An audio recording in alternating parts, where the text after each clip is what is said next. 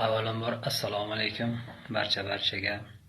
Mana Ozod opamiz qo'shiqlariga challenge e'lon qilgan ekan. Xudo xolasa yana bir kuflitini qo'ldan kelgancha aytishga harakat qilamiz. Kamchilik xatolar uchun uzr so'ragan holda va sizlar paydishga qilasizlar degan umiddamiz. Xudo xolasa. Ayovsiz kaltaklar oldi jonini, yig'latib ketdilar onajonini. Hech kim eshitmagay ohuzorni. Yetimlar nomidan so'zga chiqyapman.